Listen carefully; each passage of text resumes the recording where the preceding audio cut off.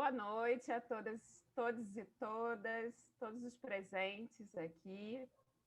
Sejam muito bem-vindos. Estamos muito felizes aqui novamente, todos juntos, nosso primeiro evento do ano. Digamos que o Fabiano Cataldo hoje está um pouco diferente. Hoje ele se apresenta como Bárbara Ribeiro, queridos, né? Faço parte também do projeto como pesquisadora e hoje, por motivos de, meu Deus, que cansaço, a coluna não vai bem, Fabiano Cataldo não poderá estar aqui conosco, mas está aqui conosco, como sempre, né? E em presença, espírito e ideias, o que é mais bonito. Então, hoje eu vou ser a anfitriã de vocês, sejam todos muito bem-vindos, é um prazer tê-los aqui, é o nosso primeiro encontro, né? E hoje, para falar dessa mesa com duas instituições tão relevantes nesse momento político e de saúde que nós estamos vivendo, né? As bibliotecas científicas, tanto da Fiocruz quanto do Instituto Butantan, cruciais nesse momento que nós estamos vivendo, vamos falar um pouco sobre elas, né? Então, vamos começar. Hoje, né, o projeto de pesquisa Eloquência dos Livros, Marcas de Proveniência Bibliográfica, convida para a mesa redonda, a essa mesa redonda que chamamos de reflexões sobre as marcas de proveniências em bibliotecas científicas. Chamamos, né, as queridas Joyce de Medeiros, da Biblioteca do Instituto Butantan, a Maria Cláudia Santiago, da Seção de Obras Raras da Biblioteca de Manguinhos, Fiocruz, e a meditação, gente, eu estou querendo estar em transe com tanto assunto interessante.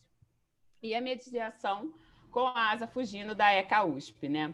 Hoje, nós vamos conversar, né? A abordagem proposta é apresentar algumas marcas de proveniência presentes nos acervos da Biblioteca de Manguinhos, Fiocruz, e da Biblioteca do Instituto Butantan, né, parte das instituições científicas nacionais que foram criadas em um mesmo contexto e para atender um mesmo propósito e ainda hoje guardam convergências e distinções, né? E ainda hoje estão aí representando esse momento tão diferente, tão único que nós estamos vivendo, trabalhando duramente para que a gente possa sobreviver a esse momento pandêmico. Como aspecto significativo, pretende-se compartilhar com o público características únicas de proveniência que assinalam e singularizam esses acervos e a importância da identificação, descrição e análise dessas marcas, né? As nossas convidadas hoje, eu vou apresentar primeiro a professora Asa, né? E é mestre e doutora em Ciência da Comunicação pela ECA USP, professora do curso de Biblioteconomia do Departamento de Informação e Cultura e orientadora de mestrado e doutorado no programa de pós-graduação em Ciência da Informação da USP, desenvolve pesquisas na linha de gestão de dispositivos de informação, informação e cidadania e também informação e capacitação profissional. Também temos agora a Joyce de Medeiros, graduada em Letras pela Faculdade de Filosofia, pela Faculdade de Filosofia, Letras e Ciências Humanas, FLLCH, da USP. Nossa, isso é uma pegadinha, hein, Joyce? Em Biblioteca pela Escola de Comunicação e Artes da ECA USP. Desde 2018, atua na Biblioteca do Instituto Butantan, onde tem desenvolvido, entre outros projetos, atividades centradas no acervo e pesquisa sobre as marcas de proveniência bibliográfica. Nós vamos começar com a Joyce e depois vamos passar para a tão querida e maravilhosa, hoje charmosérrima, Maria Cláudia, tá certo? Então, todos tenham um excelente evento. As perguntas vocês coloquem no chat, sempre identificando que, ao final, a professora Asa, através da sua mediação, vai poder trabalhar e responder as perguntas junto com as duas apresentadoras, tá certo? Tenham todos um excelente evento, boa sorte e uma ótima noite para todos nós. Obrigada, Bárbara, pelas apresentações. Boa noite a todos, todas, né? Representatividade feminina aqui em alta. Bárbara, na verdade, não é pegadinha, não, é Fefeleche. Assim fica mais fácil de falar. Como é que é? Me ensina. Fefeleche. Gente, você é muito carioca, Fefeleche. Maravilhosa agora, já ficou muito mais fácil para mim. Fefeleche. Obrigada. Agora flui. Obrigada. Bom, boa noite a todos novamente. Agradeço pelo convite, né, de fazer parte dessa mesa. Para mim é uma honra imensurável estar aqui, virtualmente, né, lado a lado com essas profissionais incríveis, verdadeiras titãs. Então, eu estou bastante feliz por isso. E agradeço também, né, a participação de todo o público, de todos que se inscreveram também. Muito obrigada. Bom, eu vou compartilhar aqui a minha apresentação para a gente começar. Deixa eu ver aqui.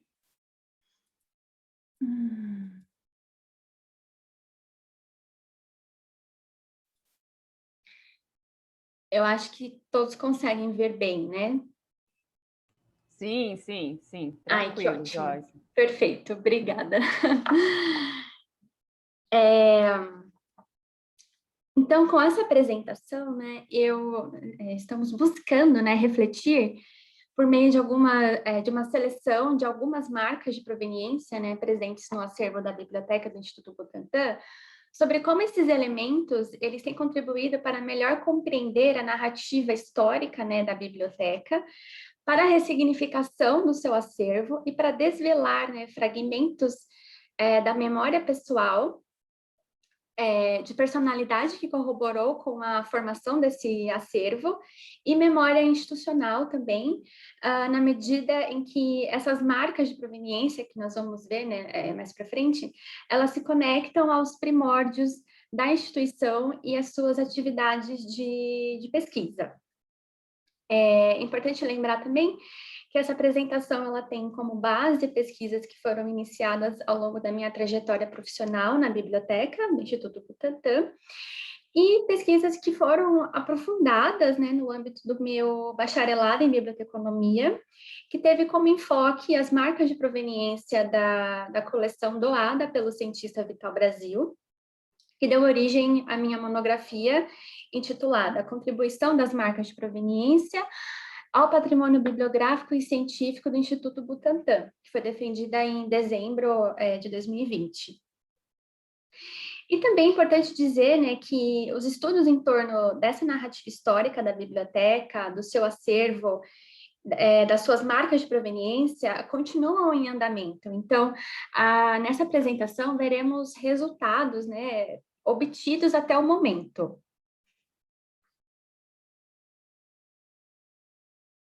Bom, antes de apresentarmos essas marcas de proveniência, é necessário compreender o contexto onde elas estão inseridas.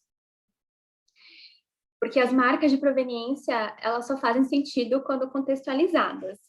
Então, por isso que eu trouxe aqui, brevemente, né, alguns aspectos de uma contextualização histórica do Instituto Butantan, que é uma instituição que tem as suas origens atreladas a um problema de saúde pública, né, que foi a chegada da peste bubônica ao Brasil em 1899.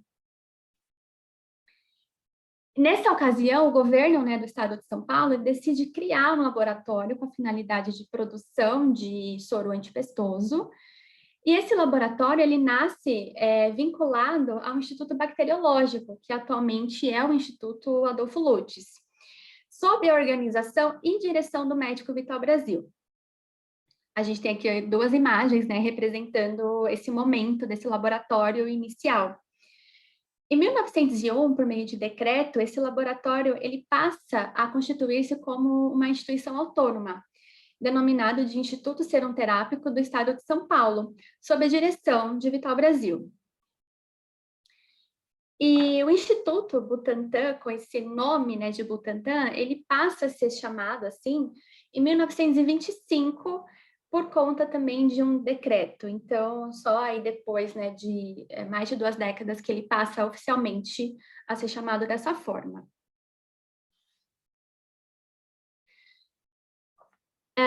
Neste ano, o Instituto, ele celebra, né, 120 anos de trajetória a serviço da vida. Atua em diversas frentes, gerando novos conhecimentos através de pesquisas científicas, desenvolvimento e produção de imunobiológicos, né, como soros e vacinas, atendimento médico a pacientes picados por animais peçonhentos, temos o Hospital Vital Brasil.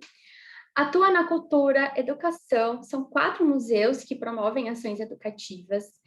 O Instituto oferece cursos de excelência, pós-graduação, especialização, divulgação científica, Possui um centro de memória que trabalha com a gestão de acervos museológicos e arquivísticos. E o Instituto possui uma biblioteca, nossa protagonista aqui hoje, né? Essa jovem senhora centenária, com mais de 100 anos, são aí, né, já 103 anos dessa trajetória. A biblioteca ela oferece serviços de apoio às atividades acadêmicas, técnicas, de pesquisa, faz gestão da informação, e também eu caracterizo a biblioteca como um local de memória, na medida em que ela é a guardiã de um acervo que reflete a memória institucional e de pesquisadores da instituição. Esse edifício que a gente vê aqui na foto, o edifício Vital Brasil, ele é popularmente chamado, conhecido como prédio da biblioteca. Ele é um patrimônio arquitetônico que dentro dele, né, que possui dentro dele o patrimônio bibliográfico. Então, estamos lidando, né, diariamente com 2 patrimônios e também essa edificação, ela no momento, há cerca de 2, 3 semanas, começaram, né, as obras de restauro do edifício, que foi inaugurado em 1914 e é um ícone da instituição. Então, tenho certeza que você já deve ter visto em mídias, né, como televisão, imagens do Instituto Butantan e passando também essa imagem da edificação, porque ela realmente é um símbolo.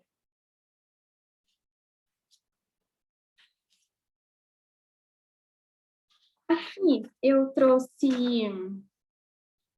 trago para a cena, né, o Vital Brasil, porque para a gente começar, de fato, a adentrar mais, né, sobre a biblioteca, a gente não pode deixar de falar do Vital Brasil, porque ele é uma figura central na história do Instituto Butantan e também na história da biblioteca.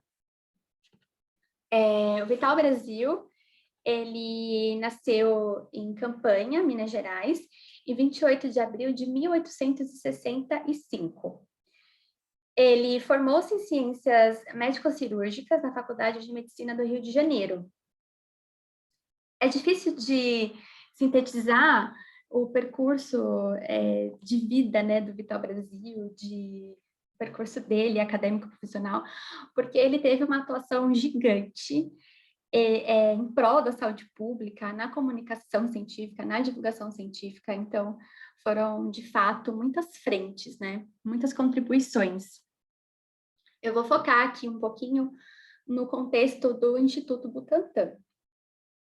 O Vital Brasil, ele confere uma identidade ao Instituto, né, abrindo uma linha de pesquisa sobre animais peçonhentos, né, cobras, escorpiões, aranhas, o estudo de suas toxinas e as formas, né, possibilidades de tratamento.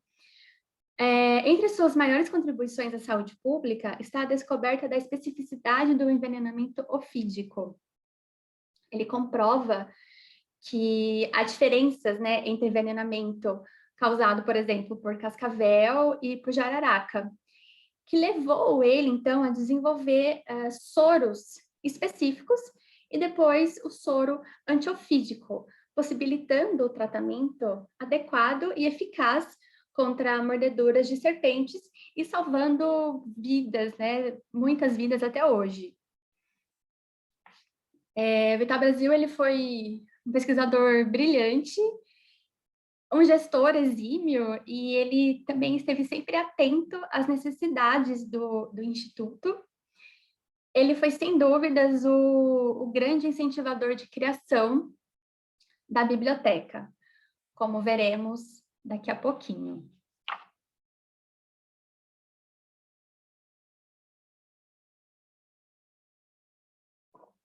Aqui, eu trouxe, né, a imagem nossa primeira marca aqui, né, desse carimbo.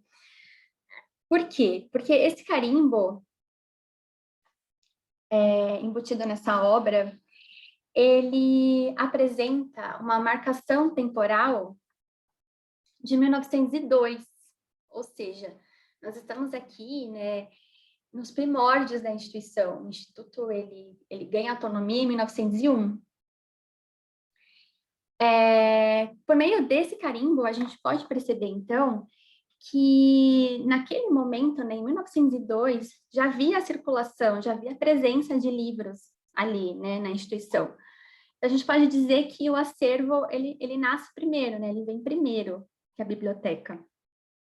Então, a gente não consegue afirmar que, apesar de haver essa circulação de material bibliográfico, a gente não consegue afirmar que havia a presença de uma biblioteca, né, entendida como o organismo que vai promover a gestão, o acesso à informação. E outra coisa que eu peço para vocês também observarem é que essa marca, ela é uma marca de posse, né, do Instituto. Nesse momento aqui, a gente não tem nenhuma menção à biblioteca.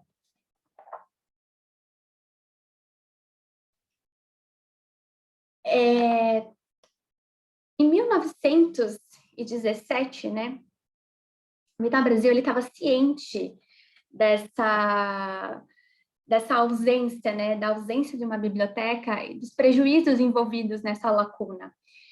E ele expressa isso através de relatório institucional. Ele vai dizer o seguinte: uma das maiores deficiências do Instituto é constituída pela falta de uma biblioteca.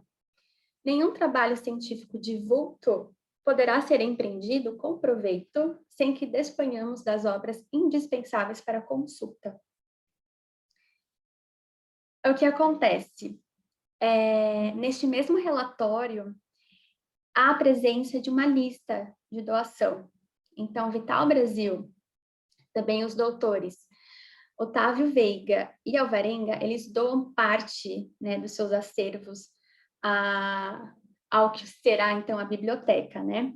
Totalizando aí quase 260 obras. É, sem dúvidas, uma ação simbólica. E assim, dessa forma, né, por meio de, inicialmente, por doações pessoais dos próprios membros da instituição, que esse acervo comece, então, a se formar, trazendo consigo, né, as memórias dos seus antigos donos.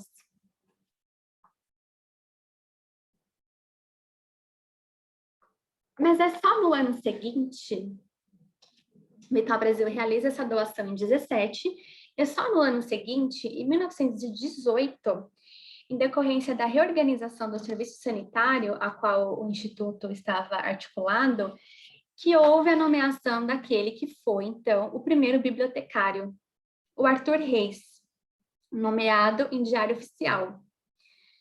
Estamos aqui diante do primeiro registro de livros, né, de entrada de livros na biblioteca, datando de 1922, apresentado e assinado pelo bibliotecário, pelo Arthur Reis, que diz o seguinte: este livro servirá para a escrita de entrada dos livros que forem adquiridos pelo Instituto ou que a ele forem doados, a começar de janeiro de 1922. Data e assinatura dele. Esse livro ele é duplamente importante, porque ele atesta que naquele momento havia essa atividade, né, oficial de biblioteca, a realização de procedimentos biblioteconômicos. Além disso, ele é uma marca, né, extremamente significativa para a trajetória da biblioteca, porque ele traz esse carimbo, é o primeiro padrão, né, de carimbo da biblioteca. Portanto, os dizeres biblioteca, anteriormente, nós não tínhamos isso nos carimbos. E reparem que é nesse momento ainda, né, a biblioteca aqui grafada ainda com TH. E como vimos anteriormente, naquele carimbo, né, datado de 1902, o livro está atrelado ao Instituto. E aqui, agora, eles passam a se atrelar de fato à biblioteca. Uma coisa que eu quero chamar a atenção nesse momento é a importância, né, de documentos auxiliares, como livro de tombo, livro de registro, relatórios, né, esses documentos que nós fomos citando aqui até o momento, porque eles são fundamentais para a construção dessa narrativa histórica. E recentemente, através de um trabalho que justamente articulou esses documentos, né, articulou o inventário do acervo, o mapeamento das obras, a lista de doação de 1917, o trabalho com marcas de proveniência, tudo isso articulado foi possível que formar a nossa coleção fundadora. Da doação de Vital Brasil, que realizada lá em 17, foram recuperados 88 obras e localizadas mais 7 fora da lista de doação. Essas 7 trazendo dedicatórias direcionadas ao Vital Brasil, por isso nós inserimos, né, como parte da coleção dele. Bom, então isso totalizou aí um montante de 95 livros, isso quando eu estava lá, né, desenvolvendo a minha pesquisa, porque nós continuamos depois do trabalho e esse montante já cresceu. A gente tem agora aí, se eu não estou enganada, um montante já de 100 obras, né, com a proveniência relacionada ao Vital Brasil. E eu vou compartilhar com vocês algumas dessas marcas de proveniência que foram analisadas no meu estudo.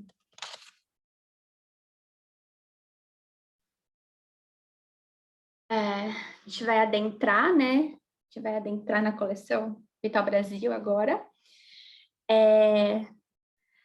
A expectativa, né? Antes de chegar nas marcas, é importante ressaltar também que essas obras, elas são obras que fazem, né, parte, então, do repertório de leitura do Vital Brasil, que associam-se às suas atividades acadêmico-profissionais. São livros que compreendem as áreas de microbiologia, parasitologia, patologia, zoologia, clínica médica, imunologia, ou seja, vão falar de soroterapia, de vacinação, estudo dos animais peçonhentos e suas toxinas. É um acervo que reflete as áreas de pesquisa que foram se desenvolvendo na instituição. Entre os autores estão clássicos, né, que marcam presença, inclusive, na produção científica do Vital Brasil, como Calmette, Felice Fontana, que é considerado o fundador da toxinologia moderna. E, no que diz respeito às marcas de proveniência, eu busquei na pesquisa organizar isso, né, em 2 arranjos, que foram o quê? Reunir, por um lado, né, essas marcas de origem pessoal e, de outro, as de origem institucional. Aquelas que foram embutidas quando esses livros passaram a fazer parte do patrimônio institucional. Eu trouxe aqui, né, alguns exemplos das assinaturas do Vital Brasil, marcas de posse dele. A gente pode verificar que, geralmente, o Vital Brasil assinava nas folhas de guarda das publicações ou no centro, próximo ao canto superior direito. É uma assinatura discreta, normalmente pequena, então se a gente não está atento, passa batido, tem que prestar muita atenção para localizar a assinatura dele. Porque se a gente comparar, por exemplo, com a assinatura do outro doador, né, da época, que foi o Otávio Veiga, é uma assinatura gigante, que ocupa a folha inteira, assim, então são coisas bem diferentes mesmo. E ele, normalmente, também assinava, abreviando, né, o prenome, e com o título de doutor. A gente percebeu que a ausência, né, aqui do título de doutor em 2 momentos, quando ele ainda era estudante, essa aqui, a primeira, que temos aqui o exemplo, e aqui a última, nesse momento que ele estava em Paris, que foi na ocasião em que ele foi, né, à Europa conhecer, né, os institutos de pesquisa, de vanguarda. Nesse momento ele também não assina dessa forma. Trouxe também 2 exemplos de dedicatórias manuscritas presentes na coleção do Vital Brasil. A coleção dele, a gente tem a presença de dedicatórias de amigos, familiares, colegas de profissão, e que permitem traçar, né, uma parcela dessa rede de sociabilidade do Vital Brasil. Essa daqui é uma dedicatória do irmão dele, o Oscar de Caldas, que ele vai todo afetivamente, né, um contexto todo afetivo aqui na dedicatória, e a gente tem aqui o livro, né, como esse gesto de afeto, e ele oferece isso, então, né, ao estimado irmão, e o livro aparece, então, como um pequeno sinal de amor fraternal. E neste momento, o Vital Brasil ele tinha acabado de concluir o curso dele, né, de Ciências Médico-Cirúrgicas, e ele, ao que consta, né, na biografia dele, já havia saído do Rio de Janeiro e já estava aqui, nesse momento, em São Paulo. Então, são irmãos aqui, geograficamente, né, poderiam estar distanciados aqui geograficamente. Em contraste a essa dedicatória, eu trouxe uma de um ornitólogo francês, né? Então, a gente está aqui agora não mais no contexto familiar, mas no contexto entre pesquisadores, né? Pesquisadores de diferentes áreas, e esse livro com a dedicatória do próprio autor, inclusive. E aqui eu tinha destacado alguns elementos, né? Alguns elementos linguísticos que mostram essa diferença, né, da dedicatória do contexto familiar e essa do contexto mais profissional, que ele vai usar termos, por exemplo, né, pronomes de tratamento, monsieur, né, o senhor, vai se referir ao Vital Brasil como o doutor, e além disso, ele está direcionando essa dedicatória ao Vital Brasil na condição de diretor do Instituto Serum Terápico do Estado de São Paulo. Então, é uma coisa bem formal aqui. E nessa dedicatória, a gente pode perceber também que tem aqui todo um reconhecimento, né, a trajetória do Vital Brasil, a sua contribuição aos estudos acerca de ofiologia e da luta contra o ofidismo. Nesse momento, Vital Brasil, nesse ano, ele publica a sua obra seminal, que é a Defesa contra o Ofidismo. Teve edição em português, teve edição também em francês. Esses eventos, né, isso também atrelado à sua descoberta, né, da especificidade do soro antiofídico, isso alça, né, o Vital Brasil, o Instituto Butantan também, num cenário científico internacional, sendo aí admirado entre os pares e também por pesquisadores de diferentes áreas.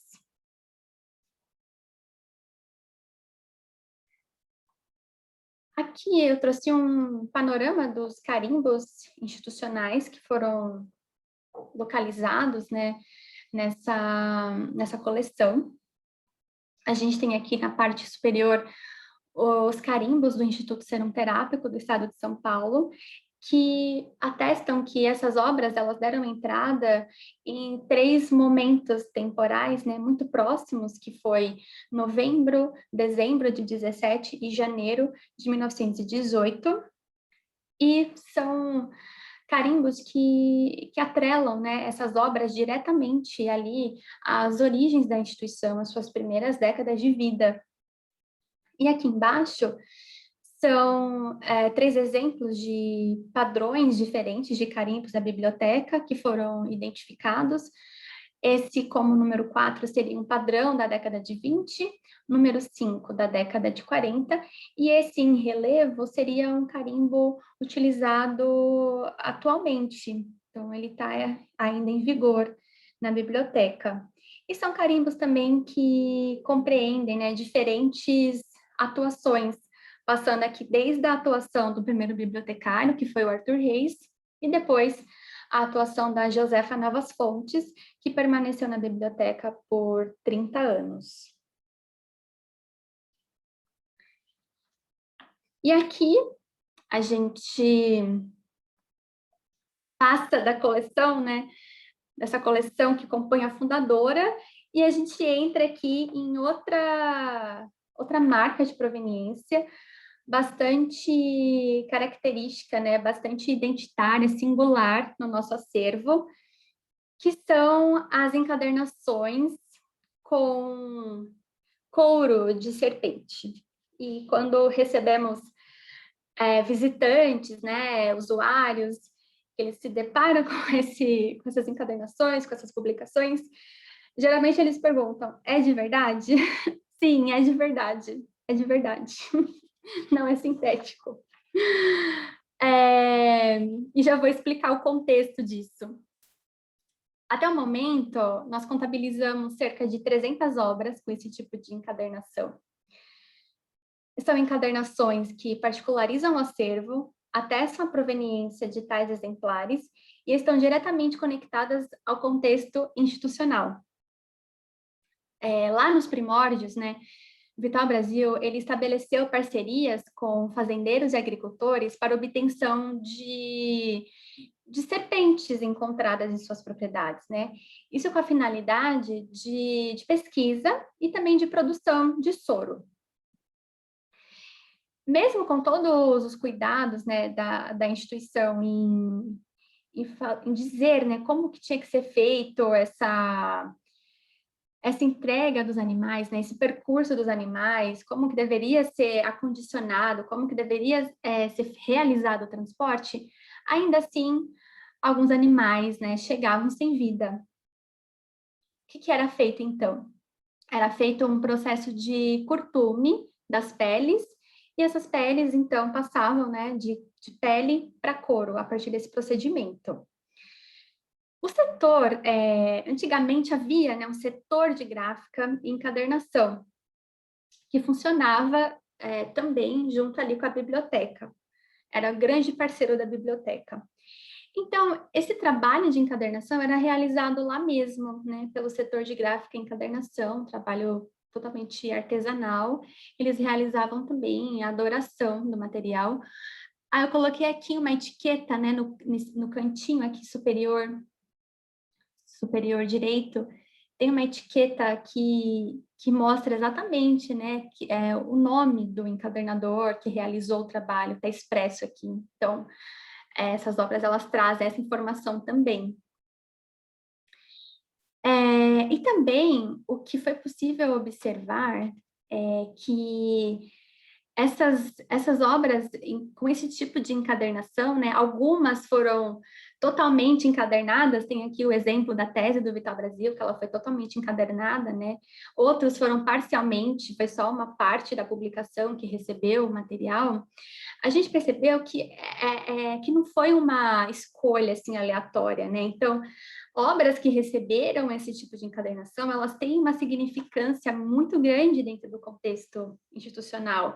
Então, aqui, esse primeiro exemplo da foto, são as Memórias do Instituto Butantan, é uma publicação da casa, é um periódico da casa, recebeu essa encadernação. A gente tem aqui exemplos da obra do Vital Brasil, né? A tese dele, a defesa contra o vidismo, recebeu esse material. Animais Peçonhentos, do Flávio da Fonseca. Aqui na parte de baixo a gente tem também o Afrânio do Amaral. Então, a gente sabe que essas obras, elas não foram, né, elegidas aleatoriamente. E aqui eu trouxe, como a gente está nesse momento, né, essa oportunidade de articular, né, as instituições aqui presentes, Butantan e Fiocruz, eu trouxe aqui 3 exemplos de dedicatórias que localizamos em nosso acervo, né, são publicações aqui de pesquisadores que estiveram em algum momento articulado, né, aí a trajetória da Fiocruz. E aqui eu trouxe 3 representantes. A gente tem aqui o Antônio Gonçalves Periaçu, que trabalhou, né, estudou, pesquisou aqui os mosquitos. Aqui a gente tem esse livro dos anofelinos. A gente tem a presença aqui também do César Pinto, que foi um dos destaques da parasitologia, e do Costa Lima, que trabalhou aqui na parte de entomologia. Então, é muito bacana ter essas obras, né, no acervo, porque isso revela também a interação entre os institutos de pesquisa, a circulação entre pesquisadores, entre livros e acervos. Então, fica aqui, né, como uma homenagem também. E, né, estamos encerrando essa breve jornada aqui. Finalizando, eu gostaria de ressaltar, né, mais uma vez e de concluir, né, espero que tenha conseguido passar um pouquinho disso, como as marcas de proveniência, elas através delas, né, a gente consegue desvelar fragmentos da narrativa histórica da biblioteca, da instituição, de pesquisadores que por lá passaram, né, da interface entre institutos de pesquisa. São elementos, portanto, que documentam, né, a história, são fragmentos de memória. E era isso que eu queria compartilhar com vocês hoje. Muito obrigada. Maravilhosa apresentação, Joyce, muito boa, muito lindas fotos, ficamos todos devidamente muito encantados com as fotos, com a apresentação e com a riqueza dos detalhes que você trouxe. Muito, muito bonito, muito, muito lindo mesmo. Muito obrigada. Fico feliz. Eu que agradeço. Obrigada pela sua... Eu fiquei encantada com todos aqui, enlouquecida. Tipo, ai, meu Deus, a Joyce já vai terminar de falar. Muito obrigada, Joyce. E agora, para... Nada, querida. Agora a gente vai chamar a Maria Cláudia, maravilhosa. Vou apresentar aqui a Maria Cláudia para vocês. A Maria Cláudia é graduada em História pela UERJ e é especialista em preservação e gestão do patrimônio cultural, das ciências e da saúde da Fiocruz. Desde 2011, exerce o cargo de chefia na seção de obras raras da Biblioteca de Manguinhos e SICT Fiocruz. Possui experiência nas áreas de conservação e restauração de acervo em papel, gestão de acervos bibliográficos e segurança de acervos. Esqueceram de dizer, Maria Cláudia, que você trabalha num dos lugares mais bonitos do Rio de Janeiro, né? Eu vou aqui colocar na sua biografia, pequena biografia, que é um dos lugares mais bonitos, né? Eu acho agora justo. tudo... Ah, viu? Agora é tudo com você, minha querida. Muito obrigada novamente pela sua presença. Obrigada, gente, pela apresentação, pelo momento fantástico e pela oportunidade de estar aqui com vocês, trazendo um pouco do nosso universo, né? Do nosso mundo de Manguinhos para compartilhar aqui com todos vocês. A Luciana vai colocar a apresentação aí para mim. E, de antemão, eu já posso começar dizendo que o contexto de formação do Instituto Butantan e do Instituto Oswaldo Cruz, hoje Fundação Oswaldo Cruz, foi o mesmo, né? A gente foi fundado em um momento onde tanto a cidade de Santos e logo depois a cidade do Rio de Janeiro estava sendo acometida por uma epidemia de peste bubônica. E essa ida do Vital Brasil para Santos, né, para fazer o combate aí à peste bubônica, o Oswaldo Cruz também vai, e já que já era sabido, já era esperado que essa epidemia chegaria ao Rio de Janeiro, como assim aconteceu, né? Pode passar esse primeiro slide, por favor. Esse é o nosso prédio, para quem não conhece, né? É o Castelo Mourisco, o Pavilhão Mourisco da Fundação Oswaldo Cruz, onde a biblioteca fica no seu terceiro andar, aqui na ala norte. Ela está aí desde antes do prédio, a biblioteca já existia. Ela foi formada, o seu acervo foi formado logo junto, concomitante com o surgimento do Instituto, que aconteceu oficialmente em 25 de maio de 1900. O Instituto Oswaldo Cruz, Fundação Oswaldo Cruz, né? Inicialmente, ela também tem o nome de Instituto Fitoterápico, assim como o Butantan, mas essa coincidência, convergência de atuação. E a instituição começa como um instituto municipal, né, da cidade do Rio de Janeiro, comandada, fundada e dirigida pelo Barão de Pedro Afonso, que era médico, já havia atuado em vacinações, em processos e trabalhos de vacinação anteriores, e foi ele o escolhido para dirigir o Instituto Soroterápico Federal.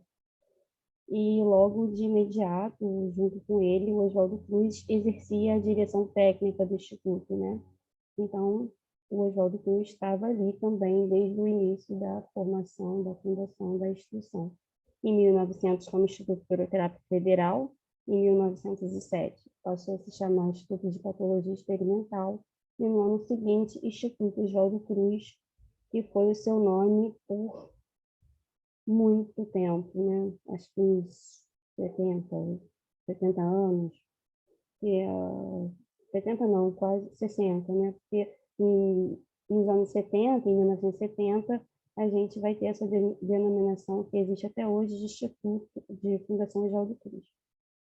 Eu trouxe aí nesse slide inicial não só a foto do prédio, que vocês vão ver que nas nossas marcas de proveniência essa imagem do prédio vai ser fundamental, como também, para quem não conhece, uma foto aí do nosso salão de leitura, com essa mesa, que também tem uma história, né? Vou contar um pouquinho mais para frente. Essa mesa maior e as mesas de estudo individuais, aí nos cantos do salão de leitura, com toda essa ornamentação mourisca, assim como acontece com a construção do próprio prédio.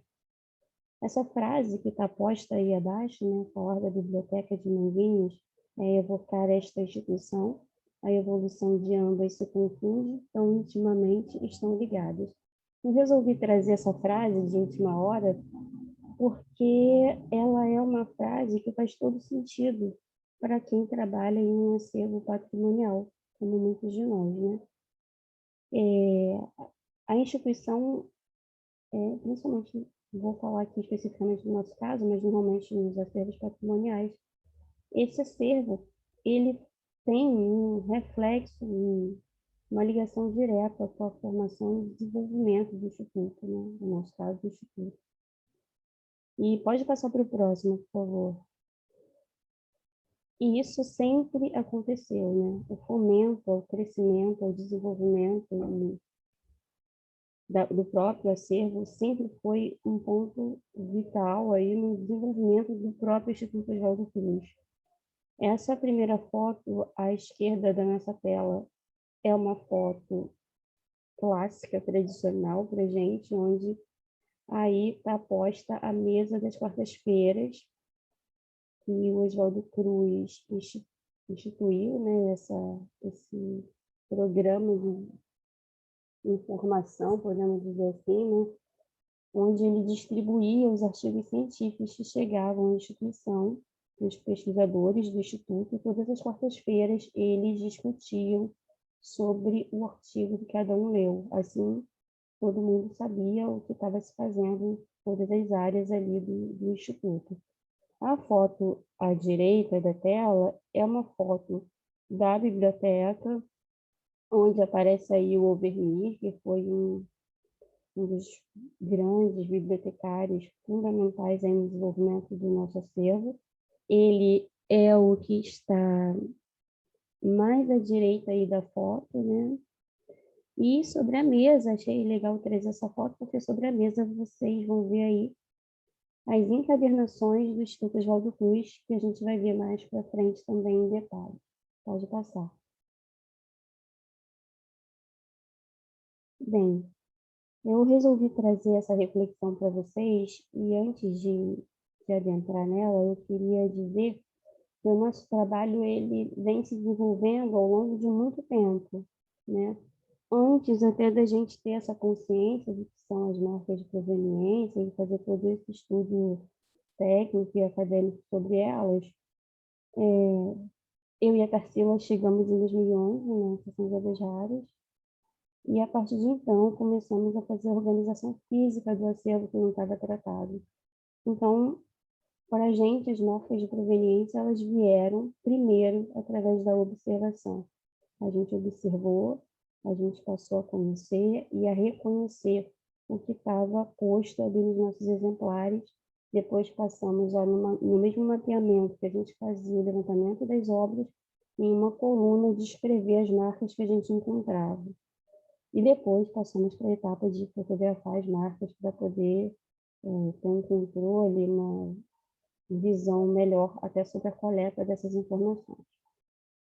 Bom, e diante dessas observações, a gente passou a perceber o seguinte: existiam marcas de proveniência, marcas de propriedade, especificamente, que eram muito naturais e inerentes ao acervo, né? Elas cumpriam um papel pelo qual elas foram produzidas e colocadas nos livros. Então, eu resolvi fazer essa categorização como uma marca de proveniência natural e artificial, pensando na essência dessas marcas. E aí cheguei a essa descrição de que uma marca de proveniência natural, ela nasce com essa finalidade de indicar a proveniência de um exemplar, como é o caso dos ex-libris, dos carimbos, né, e de algumas outras que a gente vai ver mais para frente. Enquanto a marca de proveniência artificial, ela adquire a finalidade de identificar a proveniência, mesmo que indiretamente, sem ter nascido para isso, sem que a finalidade principal e o objetivo da marca que está posta no exemplar fosse esse.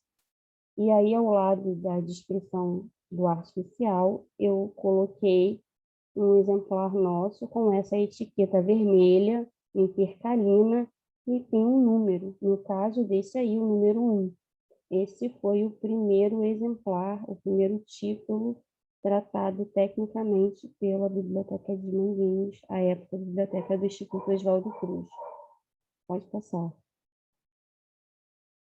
Então, eu resolvi fazer uma distinção, né? Uma distinção não, mas uma reflexão sobre termos que às vezes podem parecer a mesma coisa.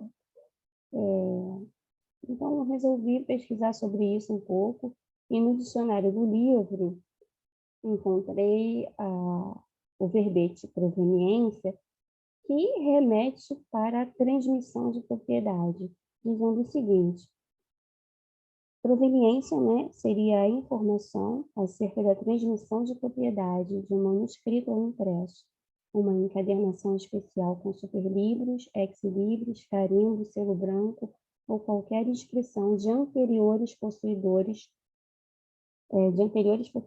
pode indicar a proveniência. Ou seja, a proveniência ela está relacionada com a origem, né? De onde vem aquele livro ou aquele exemplar, que pode ser um livro, mas pode ser um periódico, um folheto e diversos outros materiais do nosso universo bibliográfico. Pode passar. Enquanto a marca de propriedade, no próprio dicionário do livro, remete diretamente para a posse daquele momento, daquela marca, daquele exemplar que está dito que naquele momento, naquela situação, naquele contexto, pertence a uma instituição ou a um particular. E no dicionário do livro diz que marca de propriedade é carimbo, etiqueta, selo branco, em outro distintivo que identifica um documento particular ou instituição, marca de posse. Pertence, marca pessoal. Ou seja, eu vou passar para o próximo slide para poder falar para vocês sobre essa reflexão das marcas de proveniência e propriedade.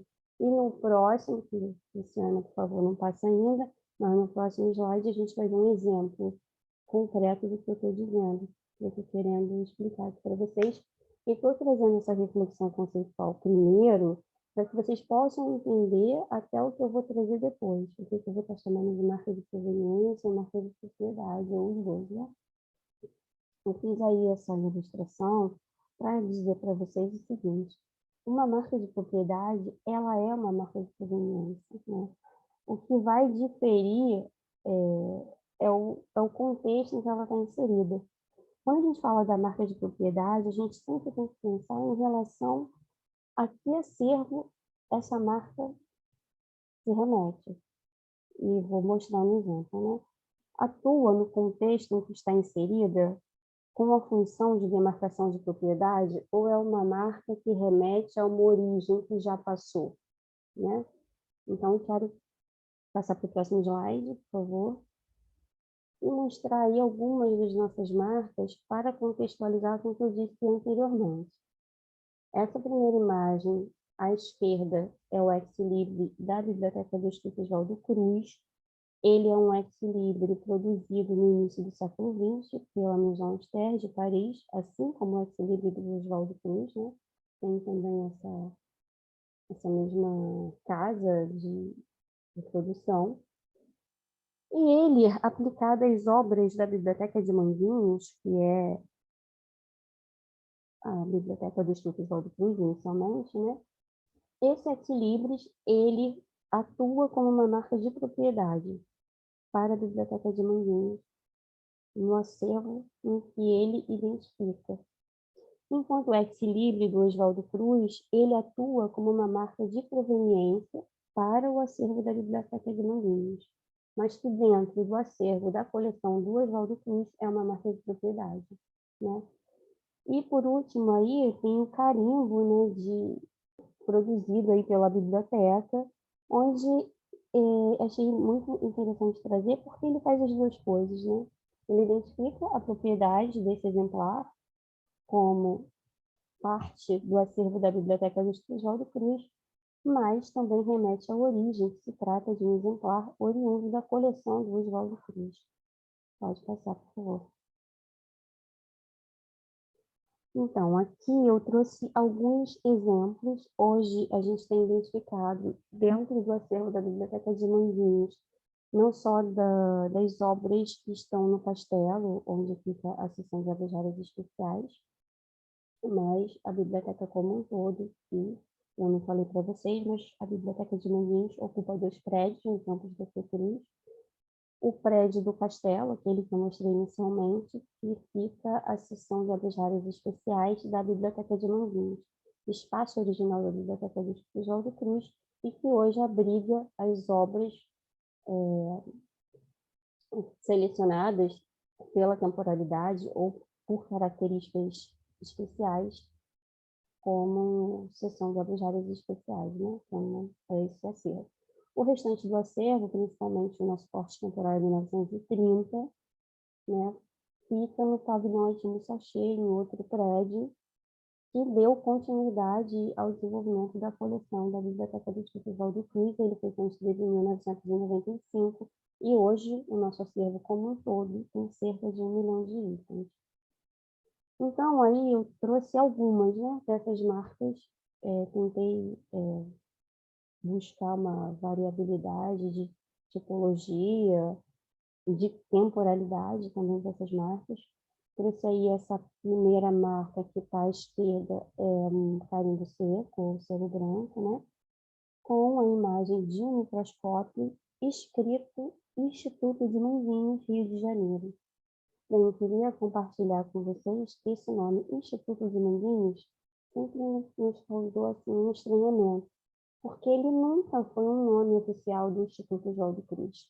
Ele foi Instituto Soroterápico Federal, Instituto de Patologia Experimental, Instituto Oswaldo Cruz, Fundação Oswaldo Cruz, mas nunca Instituto de Manguinhos.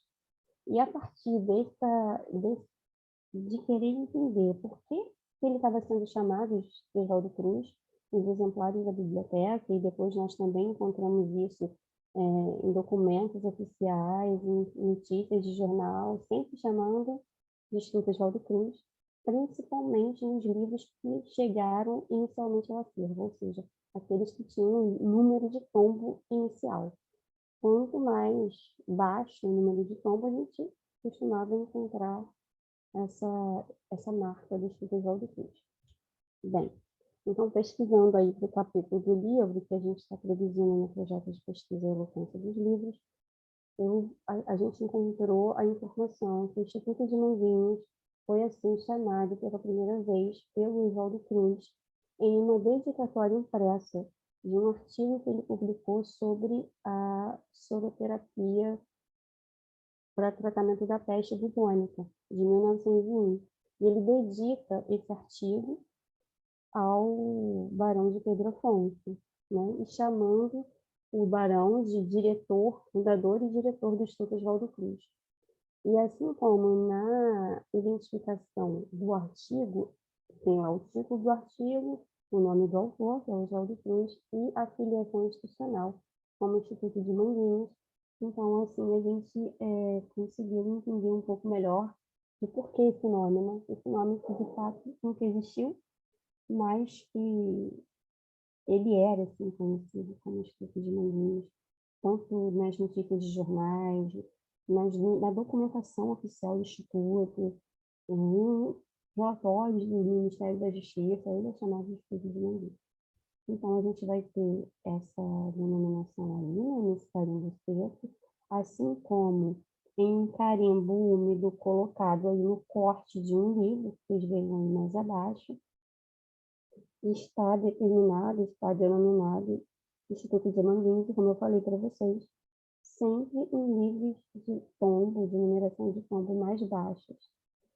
O carimbo seco, que está logo abaixo ao carimbo do Instituto de Manguinhos, já é um outro modelo de carimbo seco que tem a mesma imagem do Ex Libris, né? Então, já tem o nome de Instituto Oswaldo Cruz. E a Fundação Oswaldo Cruz só teve esse nome a partir de 1908. O que tudo indica, então, que isso aí foi feito pós esse ano, né? Outros carimbos úmidos aí a gente tem Instituto Oswaldo Cruz Biblioteca, Instituto Oswaldo Cruz Biblioteca Referência, Biblioteca de Manguinhos, aí no formato do carimbo úmido do Castelo, já com o nome Fiocruz. E a gente tem aí uma etiqueta vermelha, que está na parte superior desse slide aí, né? Mais ou menos ao centro. Eu fotografei ela frente e verso. Por quê? Ela não é uma marca de nascida, né? Vamos dizer, natural, como eu chamei anteriormente, de propriedade, não é um carimbo, não é livre, não nasceu para determinar a propriedade. Mas, no nosso acervo, sim, ela indica a propriedade, visto que todos os itens que entraram no Instituto, na biblioteca do Instituto, até determinado período, têm essa etiqueta com essa numeração que reflete o número de tombo dos itens e também o número de localização utilizado. Então, esse aí é aquele exemplo que eu dei anteriormente. Abaixo das etiquetas, a gente vai ter alguns carimbos secos também, identificando a biblioteca do Instituto Oswaldo Cruz, né? E um, inclusive, com número e data, provavelmente também de entrada na feira. Abaixo desses, a gente vai ter os números de tombo escritos à mão, manuscritos, né? Normalmente com giz de cera vermelho e com lápis, em alguns momentos com lápis. E esses números para a gente foram muito importantes para conseguir fazer a reunião de coleções monográficas, né? Então, a gente tem coleções de mais de 40 volumes, e quando a gente chegou, essas coleções elas estavam dispersas no acervo, e a gente começou a reunir a partir desses números. Pode passar. Essa é uma encadernação, né, própria do Instituto Oswaldo Cruz, também, da biblioteca do Instituto. Essa encadernação, ela costuma ser bastante padrão no nosso acervo. Normalmente, ela é assim, né, vermelha, com a adoração da lombada, né, com a identificação do título, ou da revista, ou do livro. Quando é da revista, tem sempre aí o tomo, o ano, o volume. A gente tem o superlibris aplicado também na lombada ou na pasta dianteira da encadernação, como é o caso do exemplo à esquerda.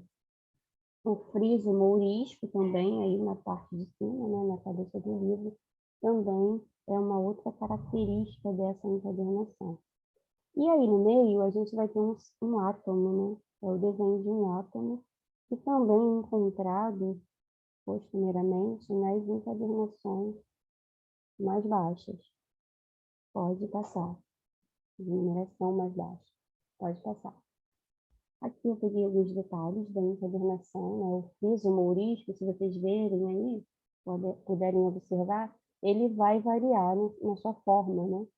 Essas daí foram duas formas que a gente encontrou do friso com os elementos um pouco diferentes, né, no seu desenho. Coloquei, então, em destaque aí a lombada. E abaixo dos frisos, vocês vão ver que tem a adoração do nome do Instituto Oswaldo Cruz de diversas formas diferentes. Instituto de Manguinhos, Instituto Oswaldo Cruz abreviado, Instituto Oswaldo Cruz por extenso e IOC, né, com o monograma, identificando também a publicação como sendo do Instituto. A biblioteca, ela tinha, desde o início, né, pelo menos depois que ela foi para o Castelo, uma oficina de encadernação, que funcionava numa sala contígua aonde hoje é o salão de leitura. Hoje sempre, né? Sempre foi ali. E essa sala de encadernação era, então, responsável por produzir essas encadernações com as características próprias da Biblioteca do Instituto Oswaldo Cruz. E a gente localizou também que uma informação, se eu não me engano, no texto do César Pinto, dos anos 30, dizendo que essa foi uma escolha do Oswaldo Cruz, né? A forma, o aspecto que essa encadernação deveria ter. À direita, a gente tem também vários exemplos aí da adoração do nome do Instituto Oswaldo Cruz. Pode passar.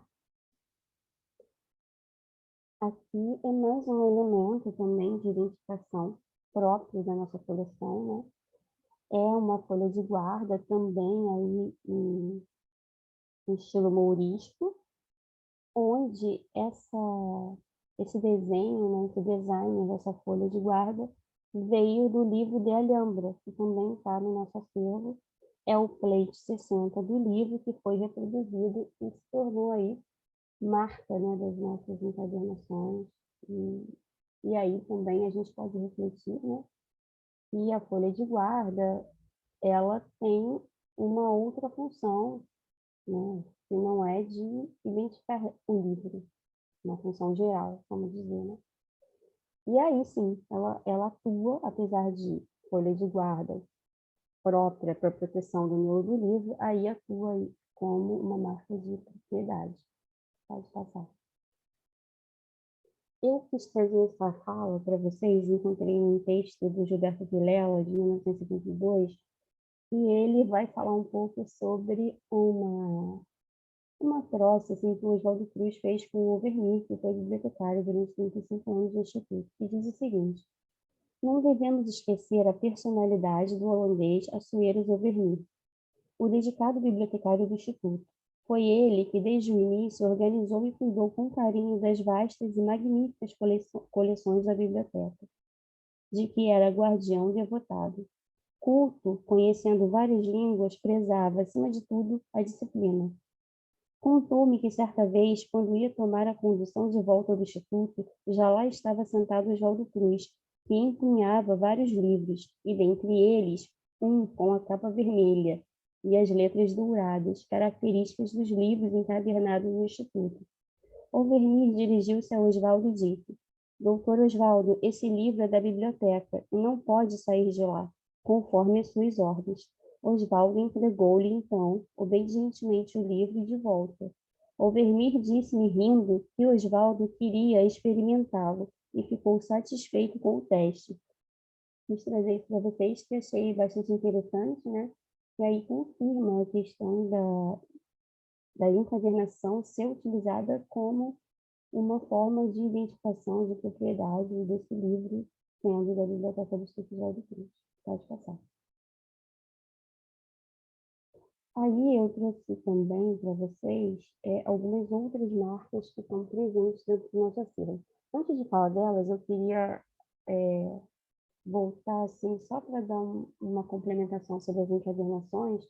Eu comentei com a Jandira, não sei se ela está aqui na sala, mas recentemente que eu achava que algumas encadernações pareciam que tinham uma duração de ouro, porque elas brilhavam diferente, né?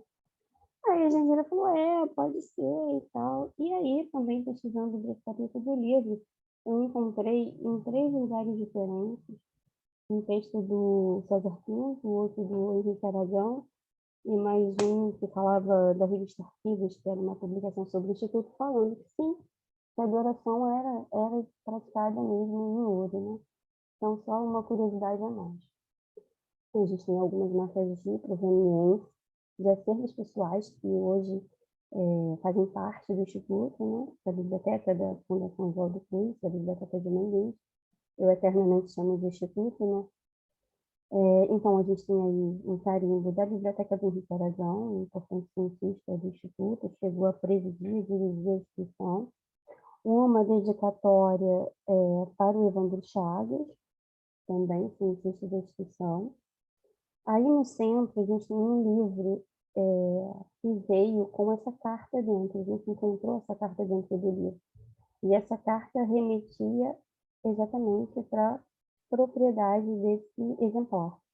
Essa carta é uma carta do autor do livro, Oscar Clarke, que dedica, né, esse exemplar para o Carlos Chagas e fala que a contribuição dele não é nada, que ele está ali humildemente publicando as suas conferências e palestras nessa obra. E aproveita para esclarecer que muitas pessoas falam que ele é confessor antidictérico, mas isso não é verdade. Então, é uma carta que, junto com o livro, faz muito, muito sentido, e se ela tivesse dissociada dessa publicação, né? Então, essa carta também atua, nesse caso específico, nesse contexto, com a proveniência desse exemplar dentro da coleção da Biblioteca de Manguinhos. Mais abaixo, aí, a gente tem uma assinatura do Dr. Lobato Paraense. Eu acho que essa vermelha, né, essa encadernação vermelha, é o monograma do Miguel Osório de Almeida. Eu não enxergo muito bem o monograma, mas acredito que seja do Miguel Osório de Almeida. Uma forma também de marcar o livro é essa adoração aí no dorso, né, na lombada do livro. Isso é super comum no nosso acervo. A gente tem muito do próprio Oswaldo Cruz, do Chagas, do Pedro de Almeida Magalhães, diversos cientistas têm, o Carlos Guerreiro, Arthur Neiva, Arthur Viana, Gaspar Viana, vários. A gente tem aqui à direita o ex-líder do Pirajá da Silva, também cientista de Manguinhos, e abaixo dele a assinatura do Dr. Dini, que costumava marcar os seus livros assinando Dini, o nome dele era Leônidas Dini, e os livros dele são marcados com assinatura somente Dini. E todos eles, pelo menos os que estão no acervo da biblioteca, né, da seção de legendários, têm um número colado na capa do livro. Como esse daí, tinha o número 21, eu peguei como exemplo, pode passar. Gente, estão vigiando meu tempo, né? Aí a gente tem marcas do acervo pessoal do Oswaldo Cruz. Quis trazer, né, porque, além de ser segundo os fundadores do Instituto, é um cientista ímpar que leva o nome, a fundação leva o nome dele até hoje. Ele tinha uma preocupação enorme em promover essas marcas. Elas são várias, como vocês estão vendo, o ex-libris do próprio Oswaldo Cruz, que vai ter 2 versões, essa, OG Cruz, e a outra aí à direita, OG Crucis, que é um exemplar latinizado, produzido no Rio de Janeiro. Aí na imagem, ao lado do ex-libris OG Cruz, a gente tem o ex-libris colado na pasta da encadernação, né, junto com a folha de guarda, e acima um número de localização, que provavelmente é o número de localização do livro na estante dele, do Oswaldo Cruz. Ao lado a gente tem também uma lombada com o monograma OGC e a cruz. Essa cruz que está aí na encadernação é muito próxima da cruz que a gente vê no ex-libris do Oswaldo. Abaixo a gente tem uma marca, um carimbo seco da papelaria do Oswaldo Cruz, que está presente também em muitos exemplares da coleção dele, que diz poder, querer, saber e esperar, né? E esse desenho, isso que parece um desenho no carimbo seco, na verdade é o nome Oswaldo, todo entrelaçado aí.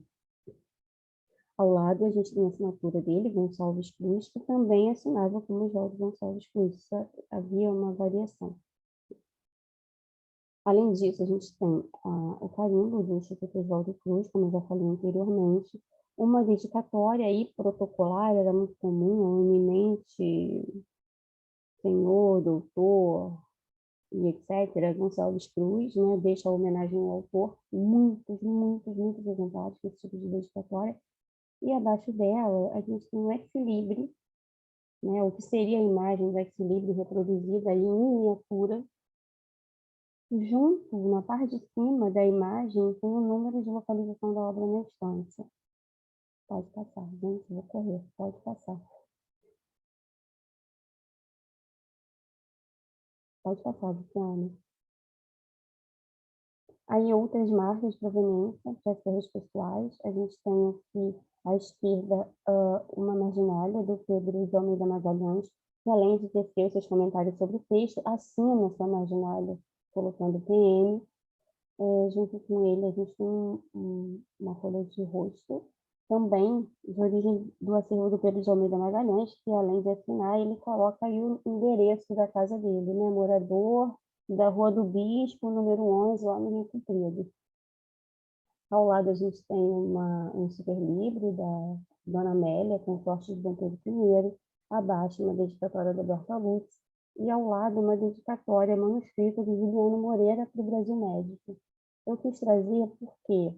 Porque aí a gente tem duas coisas, né? Duas origens diferentes. Esse item foi do Brasil Médico, foi do Juliano Moreira para o Brasil Médico, de alguma forma passou para a biblioteca do Instituto Oswaldo Cruz. Pode passar.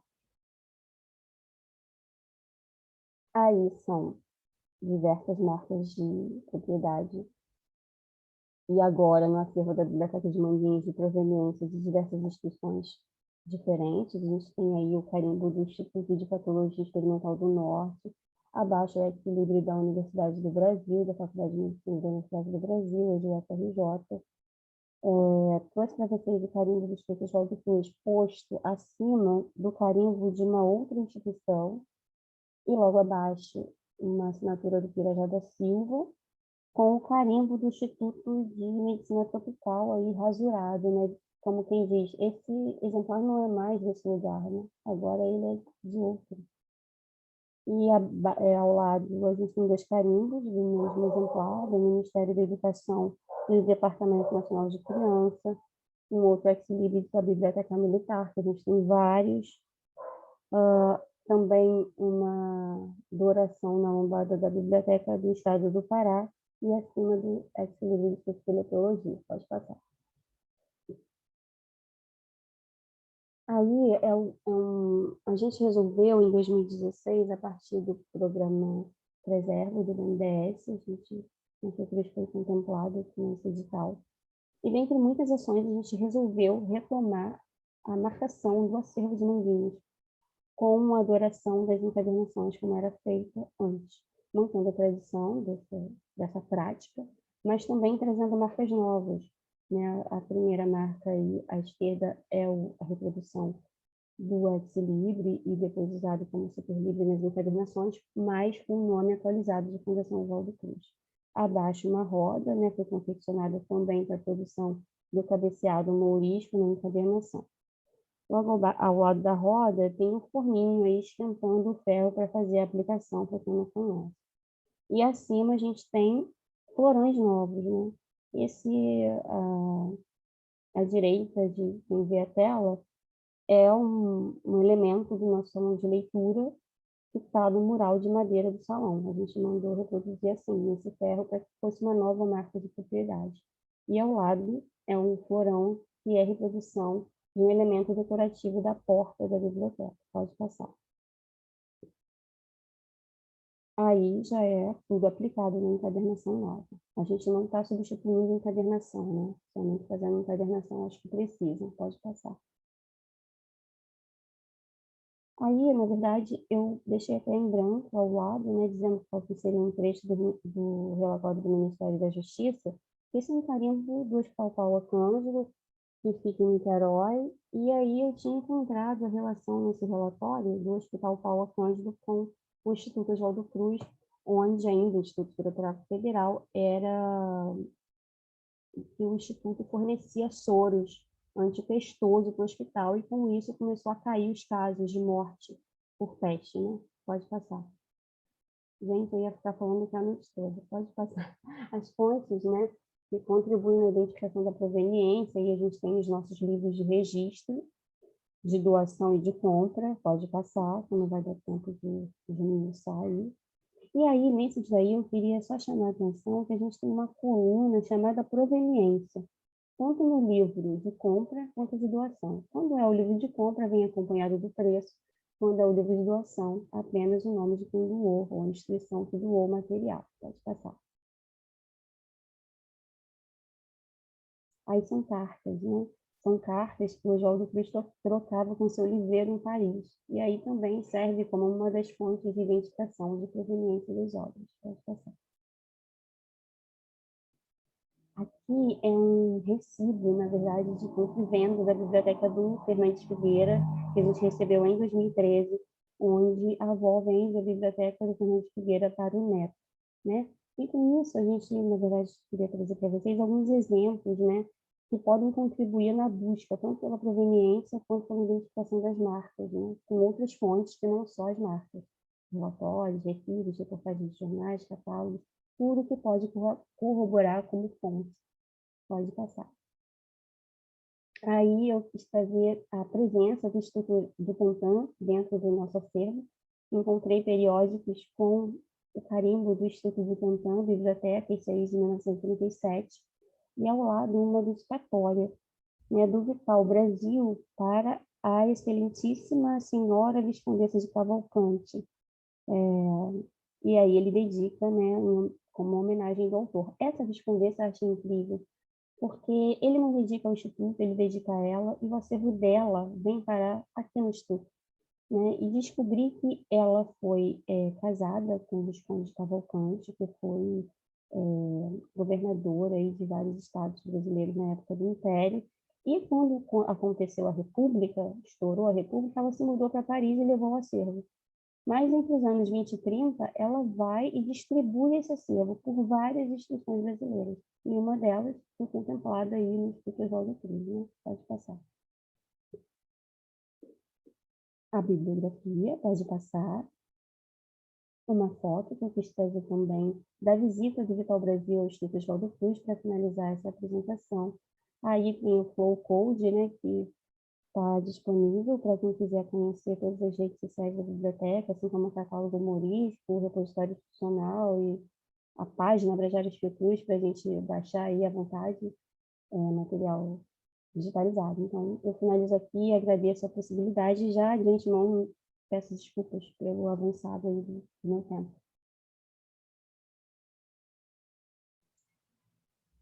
Ô, Maria Cláudia, mas sua exposição estava tão boa que estávamos todos aqui prestando atenção, assim como a da Joyce. Muito gratificante. Muito obrigada pela sua apresentação, mais uma vez, pela sua participação, e a da Joyce também. E agora eu passo para a professora Asa para fazer a mediação, o levantamento das perguntas, né, entre as duas palestrantes. Ok. Então, boa noite a todos, né? Eu quero cumprimentar a organização do evento em nome do professor Fabiano e do Instituto de Ciência da Informação da Universidade Federal da Bahia. Cumprimento as duas colegas de mesa, né, duas palestrantes brilhantes. Eu acho que é muito prazeroso estar aqui ouvindo relatos tão eloquentes sobre a eloquência dos livros, né? Então é sempre um prazer enorme. E eu queria dizer que, embora eu não seja especialista no assunto, e daí porque eu acho que é um convite muito especial, né? Eu acabei acompanhando essa discussão porque por conta da orientação, né, do trabalho da da Joyce, que eu acabei acompanhando, e, obviamente, nesse processo todo, eu também tive conhecimento, aprendi muito, e tive conhecimento, então, do trabalho desenvolvido também na Fiocruz, né? Então, para a gente fazer enfim, umas reflexões, eu gostaria só de pontuar 3 aspectos desse tema, antes da gente começar, então, a discussão e abrir para as perguntas, tá? O primeiro aspecto é que eu acho que quando a gente pensa em marcas de proveniência, né, nós devemos levar em consideração 2 aspectos, né?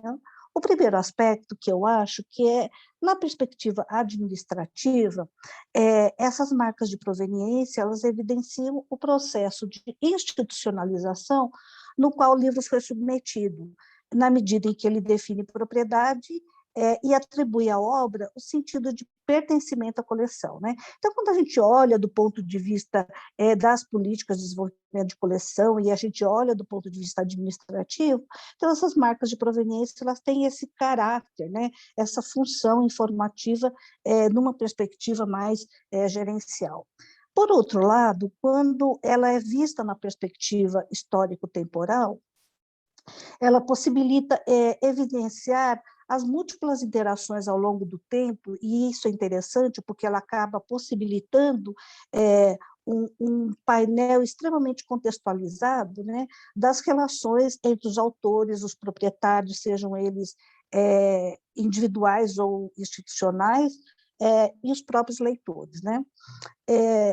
E com isso, eu acho que as marcas de proveniência, elas dão um outro significado à obra, né? E possibilita uma narrativa que é muito além dos critérios institucionais quando a gente vê na perspectiva administrativa, né?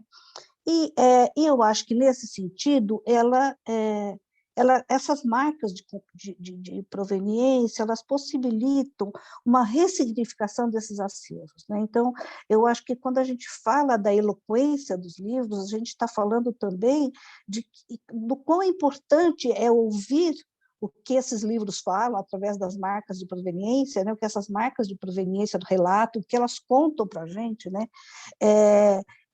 Porque elas permitem a gente requalificar esse material e, com isso, ressignificar muitos desses acervos, né? Então, acho que isso é um aspecto extremamente importante que eu acho que nesse projeto, né, tão bem conduzido pelo professor Fabiano, isso tem sido explorado de uma forma muito mais, enfim, muito mais significativa e, nesse sentido, super importante para a própria área, né?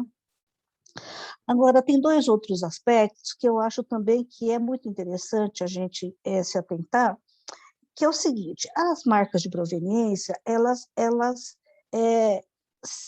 no fundo, são acréscimos que são inseridos, né, que elas são inseridos em uma determinada publicação. Então, é por isso que elas permitem contar toda essa história das relações entre proprietários, autores e leitores, né?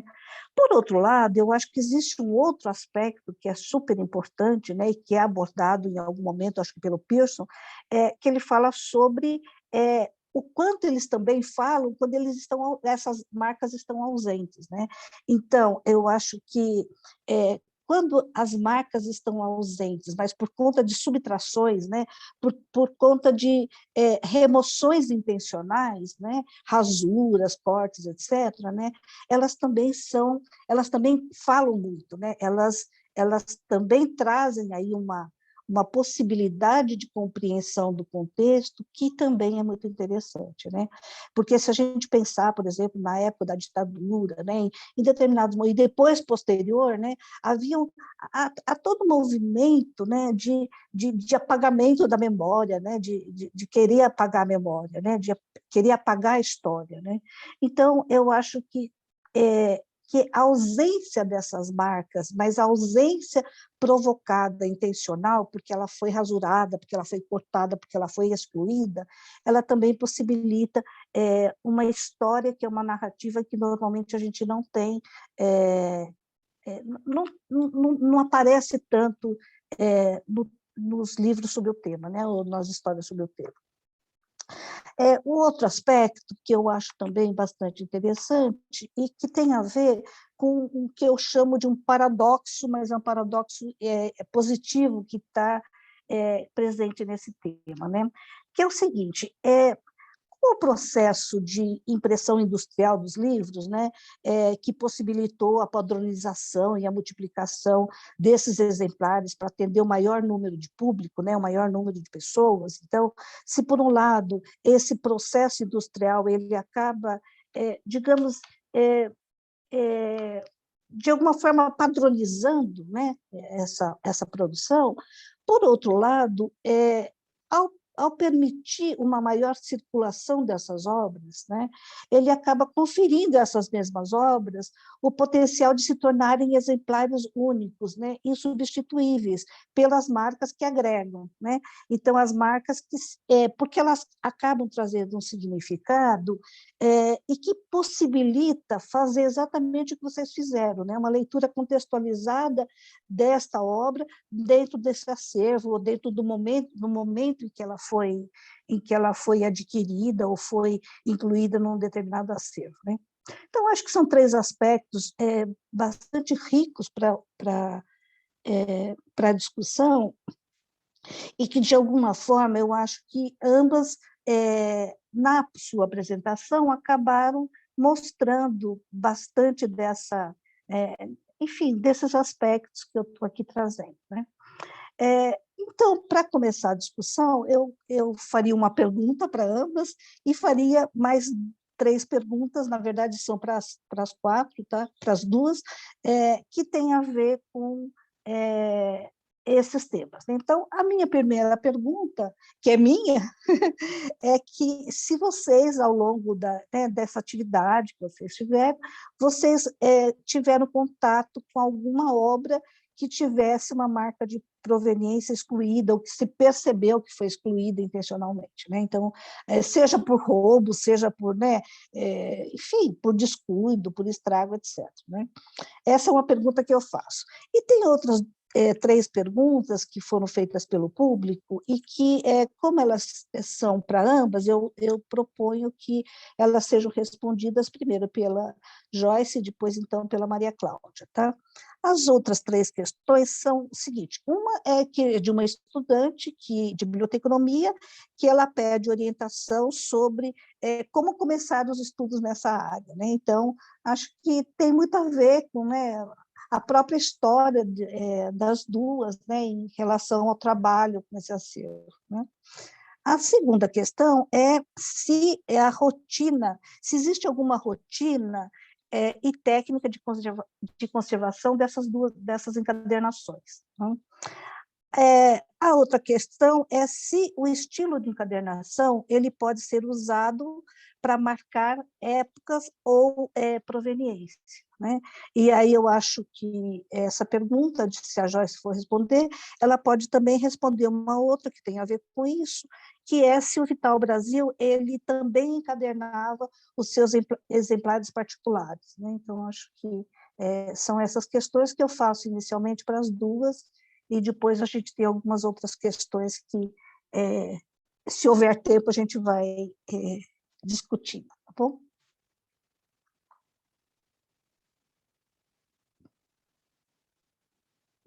Podemos, então, Joyce, começar? Podemos. Bom, com relação a essa obliteração, né, remoção de marca, sim, eu já vi material desse tipo na biblioteca, como se fosse recorte mesmo, parecendo um estilete, algo do tipo, sabe? Fica quadradinho, assim.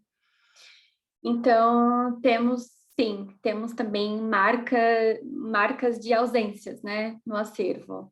Isso também aconteceu. Provavelmente, não sei, tenha sido ali alguma assinatura, algo do tipo, e acabou indo embora. Não sei dizer o contexto disso. E a obra também são obras todas científicas, né? Então, não sei realmente dizer o contexto, mas sim, temos essas marcas que mostram essas ausências.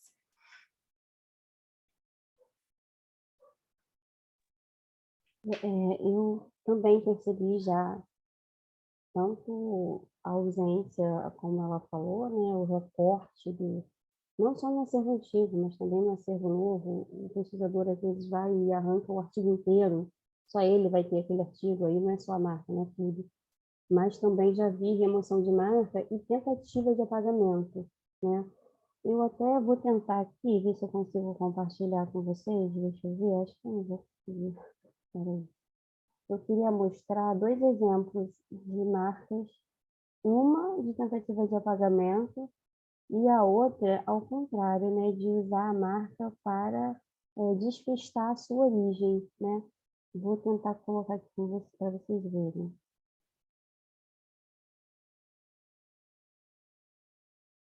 Não consegue ver, né? Só ver outra coisa, menos que eu quero mostrar. Então, eu vou descrever para vocês. A gente tem obras que foram furtadas e voltaram, né, por repatriação, tinham sido levadas para outro país, assim como obras recuperadas no território nacional. E uma coisa muito clara é a tentativa de apagar os carimbos institucionais, né? Seja por, de repente, usar um éter, alguma coisa onde se esfrega na marca e ela fica borrada, ou também raspando a marca. E a gente tem um outro caso super curioso, que é a colocação de uma marca falsa para distinguir, né, para despistar a origem daquele exemplar. A gente sabe que é falsa porque tem também a nossa marca, né? Então, ela é uma marca posta somente em exemplares que voltaram em uma determinada recuperação de um determinado lugar, né? Então, essas marcas também são usadas não só para... tão evidente, né, o uso da marca como um determinador, delimitador de origem, que ela, nesse caso, foi usada ao contrário, para dizer, esse item, esse exemplar não é seu, né? Não é da biblioteca de Manguinhos, é meu, então eu posso vender, né? Então, eu queria trazer essa experiência que para a gente é bem estranha, mas que aconteceu, é real, então acho que podia trazer. Se você quer fazer as outras perguntas que ela passou, ou quer que eu faça a resposta primeiro? Eu acho que eu posso continuar. Eu acho que a questão seguinte seria da Yasmin, que ela pergunta por onde começar os estudos na área de marca de proveniência, né? Acho que era essa. Olha, Yasmin, no meu caso, eu acho que foram elas que me encontraram, assim, porque é uma coisa que aconteceu, assim, totalmente vinculada, né, à minha experiência profissional na biblioteca, ao trabalho com acervo, né, num momento muito específico de inventário, de mapeamento do acervo, e também também foi uma conexão, né, de vários fatores, né, esse trabalho com acervo e também a própria curiosidade que eu sempre tive de tentar entender um pouco mais sobre tudo isso e de buscar outras fontes, né, fazer pesquisa no centro de memória e tal, e tudo isso acabou como pequenas pecinhas assim de um quebra-cabeça que ainda não está totalmente formado, né? Tem muita coisa para ser feita ainda, mas eu acho que o meu contato assim com esse universo ele está totalmente relacionado a essa questão de profissional mesmo, né, do contexto de trabalho e de interesse, né, por esses aspectos também dessa contextualização histórica. Então, esses fatores foram que me chamaram, né, assim, para desenvolver esse trabalho, que no caso me levou para a pesquisa, né, do meu TCC. Eu tinha outro tema, inclusive, mas quando me deparei com esse universo, eu não consegui ficar indiferente a ele. Então, eu tinha já um projeto, assim, já encaminhado, eu ia trabalhar em outra coisa, mas quando eu me deparei com tudo isso, eu mudei e me dediquei totalmente a essa questão, né, das marcas, e é algo assim apaixonante. Eu fico muito feliz de, no final, né, isso aconteceu, vamos dizer, nos 45 minutos do segundo tempo, né, desse meu percurso do bacharelado em biblioteconomia. E aí fico muito feliz por ter tido, né, essa oportunidade de relacionar essa vivência profissional com a acadêmica e espero seguir, assim, em pesquisas relacionadas a isso. Acho que é isso. Bem, no meu caso também, né? Foi uma questão que elas que acabam nos encontrando, né? Nos captando, nos chamando. Mas eu acho que depende de onde, qual é o seu ponto de partida, né? Hoje existe toda uma bibliografia, seja nacional ou não, sobre esse assunto. E o que eu percebo, assim, é que muitas pessoas já vêm trabalhando de forma direta ou indireta com as marcas, né? Necessariamente, talvez não com o levantamento da marca, do acervo X, mas de formas indiretas, como a marca de proveniência relacionada ao patrimônio, né? Relacionada à segurança de acervo, relacionada à memória institucional, a recuperação da informação. Existem diversos aspectos onde você pode utilizar o estudo sobre as marcas de proveniência de forma não só para pesquisa, mas prática, né? Aplicando o que você, de fato, consegue absorver nas bibliografias e pensando sobre isso em relação ao acervo que você está tratando e está trabalhando. Mas no meu caso também, assim, foi a partir da observação, né, de, nossa, como é que a gente vai catalogar isso? Como é que entra? Vai entrar onde? Em que campo? Tudo muito prático, né, mas que, na verdade, se precisa de um estudo prévio e de um caminho longo, né? Eu penso que, vejo que não há uma receita fechada, né? Você observa, você vê e você tenta, pelo menos, conjugar a prática com o desenvolvimento acadêmico da área, né?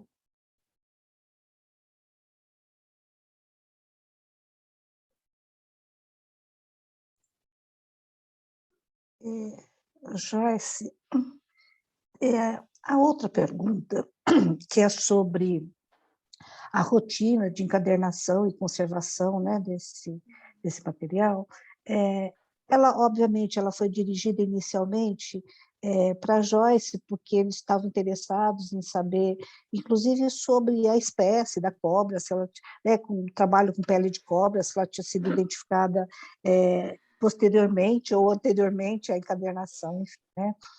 Mas eu acho também interessante, porque eu acho que ela merece ser respondida pelas duas, né? Então, eu proponho a Joyce que fale especificamente, né, também sobre a questão da encadernação com pele de cobra, porque eu acho que essa é uma pergunta que interessa ao público, e depois que a Maria Cláudia possa contar um pouco para a gente sobre essas técnicas, esse processo de encadernação, tá bom? Bom, então vamos lá. As encadernações, né, só para adiantar, vai vir muita coisa assim nova, né, porque tá tudo em andamento. Tudo em andamento. Então, a gente tem, né, um projeto, né, já foi escrito um projetinho para a gente trabalhar com especificamente com esses livros, né, que receberam esse tipo de encadernação. Um projeto que visa, né, não só a questão da preservação, da conservação desse material, mas também a gente entender um pouco mais sobre esse contexto, né? Quando que isso começou e depois exatamente quando que isso acaba. Então, são perguntas que elas ainda precisam de respostas. Eu sei que nos anos 50 isso já acontecia porque nós temos uma publicação desse período em que tem uma foto da biblioteca e que já tem a presença desse material com encadernação. Então, a gente pode dizer que nesse período esse processo já acontecia. E também a gente teve o mesmo ano em que teve a entrada do bibliotecário, que foi em 1918, foi um momento de expansão do quadro funcional do Instituto. Nesse momento também tem lá a abertura de um cargo de encadernador. Então, a gente tem algumas pistas, assim, né, para a gente poder compor esse histórico das encadernações. Sobre a questão dos cuidados, é um material que a gente, no dia a dia, a gente sempre vai, obviamente, manusear com luva, a gente nunca vai pegar, né, de outra forma, então a gente sempre vai tomar esse tipo de cuidado, de manuseio, de utilização de luva para isso. Algumas dessas publicações, elas receberam no passado, há cerca de 5 anos, elas receberam um tratamento, elas passaram externo, isso aconteceu externamente, elas passaram por um projeto de conservação, de restauro, e essas em específico, né, que passaram por esse processo, elas receberam um produto hidratante. Então, a gente está falando de um material aqui de origem animal, né? Então, ele vai passar naturalmente por esse processo de mudanças. Então, algumas receberam um produto hidratante. Com relação... Alguém perguntou também com relação ao Vital Brasil, né? Nas obras que nós localizamos que foram doadas pelo Vital Brasil, não há essa presença das encadernações. Então, eu apresentei hoje algumas dessas obras, né? Na verdade, foquei nas marcas de proveniência dessas obras, mas essas obras que nós conseguimos reunir, que foram parte da doação do Vital Brasil de 1917, elas não possuem esse tipo de encadernação. Então, as obras do Vital Brasil que possuem são as de autoria dele, né? Então, não são obras que foram dele como proprietário dessas obras, mas sim obras que são de autoria dele. Então, por exemplo, a gente tem a tese dele, que recebeu esse tipo de material, e a gente tem vários exemplares da Defesa contra o Fidismo, que recebeu esse tipo de material também. E também a gente tem Memória Histórica do Instituto de Butantan, que também é um outro livro de sua autoria, que também recebeu esse tipo de encadernação. E a gente consegue, né, observar que não foi um processo aleatório, né? Então, as publicações que receberam essas encadernações, elas estão totalmente vinculadas à trajetória institucional, né? São obras que vão falar sobre ofidismo, sobre ofiologia, obras do acervo de herpetologia, né? Que vão tratar de répteis, que vão tratar de anfíbios, também receberam essas encadernações. E as próprias, e o próprio periódico institucional, Memórias do Instituto Butantan, também recebeu esse tipo de encadernação. Acho que era isso, né? Acho que respondi.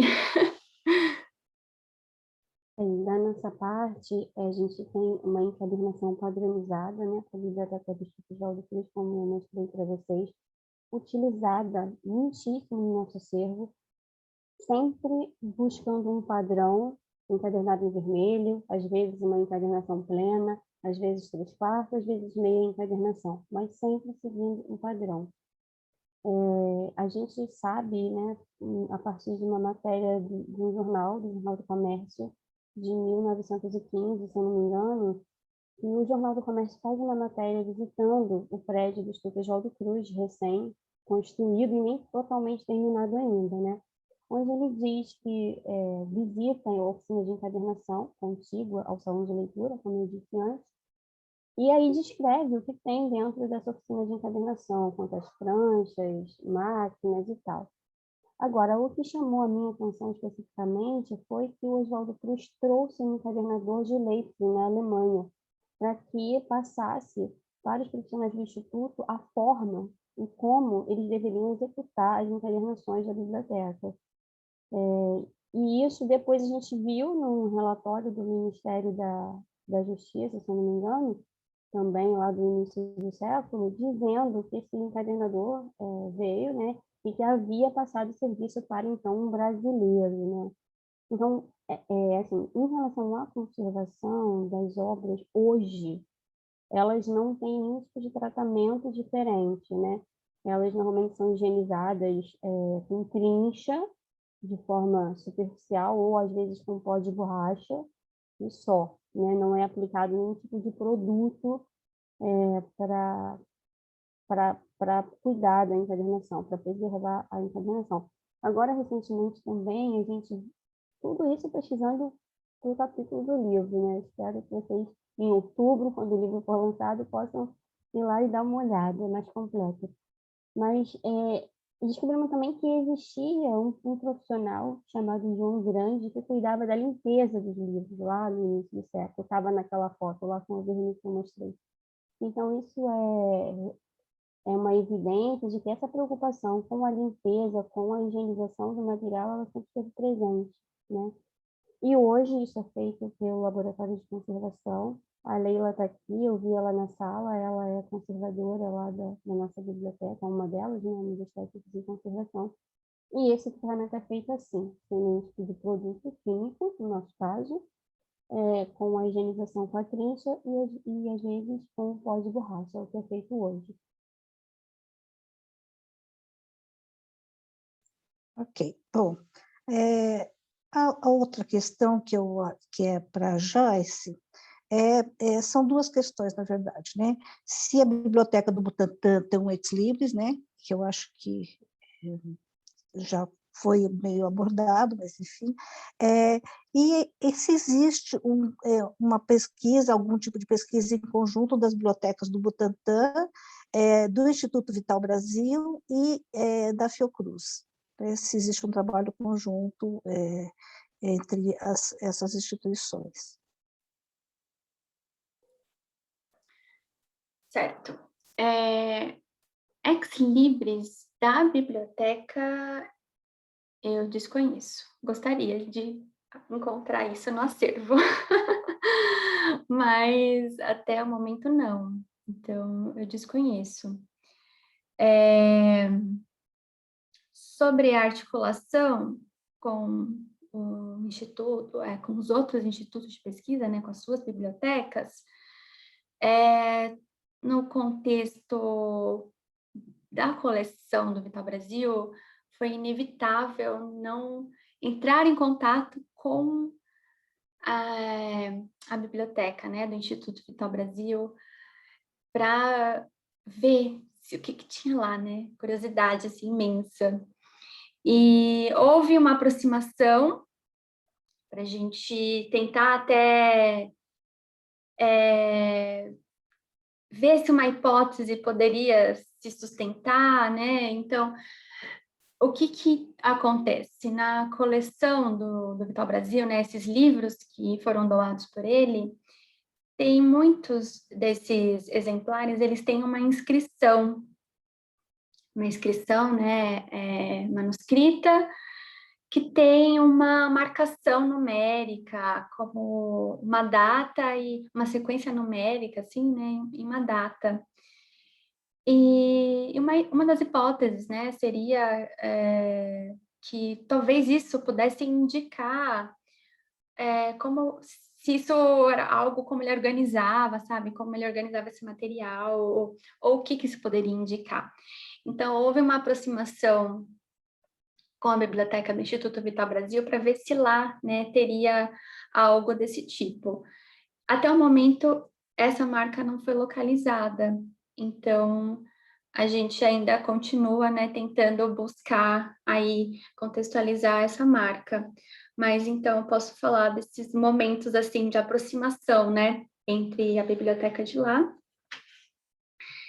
E, especificamente, com relação à Fiocruz, eu tenho conversado bastante com a Maria Cláudia, tenho compartilhado com ela as descobertas, assim, né? Porque as coisas vão acontecendo num fluxo, assim, impressionante, várias coisas, assim, que a gente vai encontrando e vai conectando com outras peças, isso é muito legal. Então, a gente também, no contexto dessa mesa redonda, nós buscamos, né, em nossos acervos, essas conexões, essa inter-relação, que, na verdade, no dia a dia, a gente já vê isso, né? No dia a dia de trabalho, eu encontro um livro do César Pinto, por exemplo. A gente tem várias publicações dele com dedicatória à biblioteca. Então, eu encontro isso, eu envio para ela. Olha o que eu achei aqui. Ela encontra uma coisa lá relacionada à biblioteca do Instituto Butantan, ela manda para mim. Então, isso é uma coisa muito presente no dia a dia. Essa articulação, né, entre as bibliotecas, ela está muito presente no nosso dia a dia. Eu queria também só acrescentar, dizendo o seguinte, as marcas, a gente não tem como, né, diante do volume documental imenso, a gente tem que olhar um por um e aplicar um método sequencial, porque existem outros trabalhos que a gente tem que tocar, né? A gente tem mudança, a gente tem obra, a gente tem catalogação, a gente tem tanta coisa, mas eu acho que essa é uma perspectiva que a gente pode estabelecer, né? Esse diálogo já existe, né? Eu já falei para a Joyce, a gente vibra assim na mesma sintonia, bebe da mesma água, então não tem como ser diferente, são institutos de pesquisa muito próximos, criados de uma forma muito semelhante, com um propósito muito semelhante, e é impraticável, não tem como não ver. E até, recentemente, descobrimos que o Arthur Neiva, que é um cientista muito importante em Manguinhos, foi diretor do Instituto Butantan, né? Então, a partir também das marcas, procurando as marcas. E eu acho que esse estabelecimento, que a pessoa que fez a pergunta pôs, serve para muitas instituições diferentes, né? Tentar se conectar e ver, será que o meu acervo foi desbastado, foi parar em outro lugar? Né? Será que a gente tem outros braços por aí? Acho que é sempre muito importante e relevante a gente ter esse trabalho conjunto. Joyce, tinha uma pergunta anterior, que eu acho que ela foi parcialmente respondida nessa sua última resposta, mas que era especificamente sobre se existe marcas de proveniência comuns entre a biblioteca do Instituto Butantan e a biblioteca do Instituto Vital Brasil. Eu não sei se você teve acesso a esse tipo de material. Marcas de proveniência em comum? Bom, não sei dizer. Que eu sei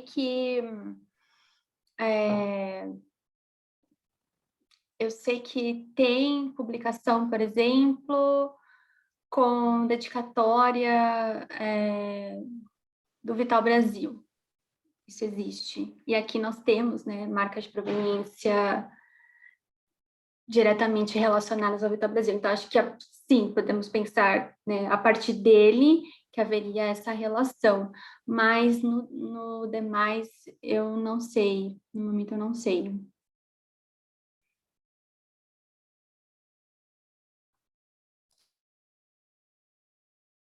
Sem áudio. Você está sem áudio, querida. Desculpe. Nada. Bom, então eu só quero agradecer, né, pelas respostas, pela presença do público, pela participação, mas nós temos um horário e eu acho que a Bárbara, então, poderá fazer o encerramento desse evento. Muito obrigada a todos pela participação, pelo convite. Muito obrigada a todos pela presença, pela audiência. Nós poderíamos continuar aqui muito tempo ouvindo tanto a Maria Clara quanto a Joyce, quanto à mediação da ASA aqui, várias vezes eu falei, ai, gente, só tem 5 minutos, eu tenho que abrir minha câmera aqui e desestabilizar as meninas. Eu gostaria muito de agradecer a presença de vocês novamente, em nome do projeto, né? As apresentações tão enriquecedoras, Joyce, Maria Cláudia, trazendo memória de duas instituições hoje, nesse momento, né, de saúde que nós estamos passando, nesse momento que nós estamos atravessando politicamente, essenciais, que seguem fazendo o seu trabalho, né, com um compromisso do público, do laico, do serviço gratuito a toda a comunidade. Vocês estão aí mantendo memória dessas duas instituições, né, que às vezes começam como ambições pessoais e se tornam pilares do nosso sistema único e do nosso desenvolvimento quanto sociedade no que age na área de saúde, né? Maria Cláudia fez uma citação rápida do nosso livro, né? E o nosso e-book, o e-book logo vai estar saindo, então, só para deixar todo mundo aí com gostinho, Maria Cláudia já começou a falar um pouquinho, né? E a previsão do lançamento do nosso e-book é em outubro, então vocês que estão acompanhando a gente, que gostam do assunto, que se interessam muito por todas as apresentações, logo, a previsão é outubro, vai chegar em outubro, certíssimo, né? Precisamos que as vacinas cheguem antes do e-book, mas está tudo certo. Para que vocês possam complementar esses estudos, né? Agradecendo a todos mais uma vez, e mandando um beijo especial para o Fabiano Cataldo, que esteve aqui o tempo todo com a gente, não pôde participar por motivos de saúde, mas segue se melhorando dentro das suas possibilidades, e agradecer a todos que acompanharam aqui, e dizer até a próxima, e muito obrigada, viu? Uma boa noite para todos, muito obrigada. Viva a ciência! Viva! Viva a ciência! Viva a ciência! E viva a ciência! Boa noite, gente. Até mais. Boa noite. Tchau. Obrigada. Boa noite. Obrigada a todos. E viva a ciência. Boa noite. Tchau. Boa noite.